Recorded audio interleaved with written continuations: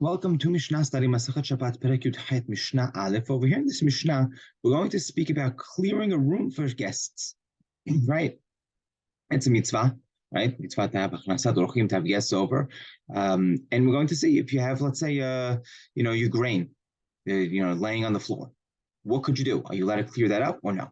So mefanin afilu arba hamesh kupot shel teven v'shel tfuah mipnei orchim u'pnei bitul bet midrash. Right? So you're allowed to go ahead and clear out 4 or 5, baskets of straw or produce for the guests. Right? They need a place to sit. The orchim need a place to sit, or bitul bet midrash. Right? People aren't going to learn. Right, in the Bet Midrash, if there's no place for them to sit, so you need you need some space for these students to sit down. So here too, also you're allowed to clear it out. Now, what would be there? Well, it's going to outside. What can't you do? You cannot clear the entire thing. You get 4 or 5, right? It's a lot, right? That we're just mentioning 4 or 5, meaning it's what's needed. More than 4 or 5, by the way, then everyone needs to do it on their own. You can't have one person just do 20 baskets on their own. That's just too much work. 4 or 5, everyone could do, but you can't go ahead and clear it out totally, right? You can't clear out the entire storage house. Why?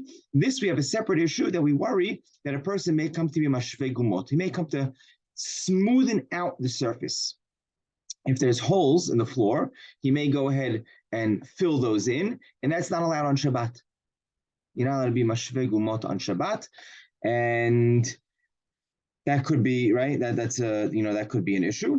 In general, when we allow a person to sweep the floor in their house, it's specific. If it's like a marble floor, right, there's room to be mekil. But if it's a dirt floor like they had, or let's say even a tennis court, right, a person sweeps a tennis court on Shabbat, that's an isur because the person is mashvei gumot, right? So here that's our Mishnah v'lo ta'otzah.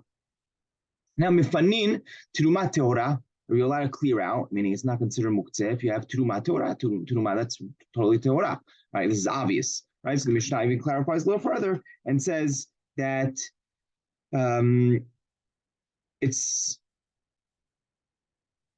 okay. Let's move through. Actually, Hanabal doesn't mention anything. Yeah, terumat teora, right? You clear it out. It's not muktzeh. Dmai, something that's sefek, right? Sefek whether the teruma was taken or not. Right, this is allowed. Aniyim, or poor people are allowed to eat this. So to also here, you let them move that on Shabbat.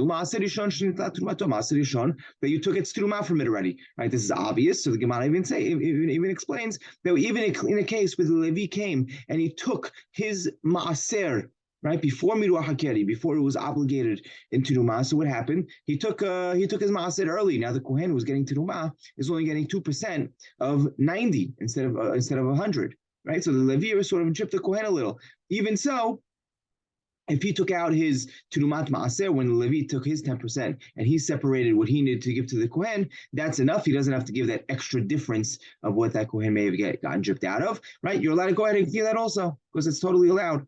Maaser Sheni v'Ekdesh niftu, Maaser Sheni and Ekdesh. Right, you need to take up to Yerushalayim Maaser Sheni, or there's something you donate to the Beit HaMikdash that you redeemed. You decided to redeem it. Now, usually when you redeem something of your own, you need to go ahead and add an additional fifth. Even if you didn't add the additional fifth yet, right? You're still allowed to go ahead and move these items on Shabbat. It's not considered muktzeh. Right? It's dry lupine, right? It's something that's food for goats. Right? So it's functional on Shabbat, right? Hanabam's gores la'izim for goats. Other mishnayot have la'aniyim for poor people. Aval, what can he not move? Lo et tevel. If you have tevel, right, something that even tevel d'Rabbanan, right, but something that's you didn't separate terumot ma'asrot from yet, and you can't do anything with that on Shabbat, so you can't move it. Nor ma'aser rishon that you didn't separate terumah from it yet. Right, so even if you went ahead and separated your terumat maaser, the Levi separated his maaser mina maaser, but the original terumah wasn't separated yet. That's a problem. Below maaser sheni ve'ekdesh shelo niftu, no maaser sheni and ekdesh that weren't redeemed kalacha. Right, let's say you just redeemed it on a brick of gold. You have to do it on a coin, right? Kesef sheyesh lo tzura v'tzarta kesef biyadecha. Right, so let's say you just did it on a brick of gold. That doesn't count. Right, or if you redeemed the hekdesh on karka, on land, that's also no good. Right, we know that needs to be on metaltalin, right? But yomahu kodesh, right? So you have to give it, it also has to be through metaltalin.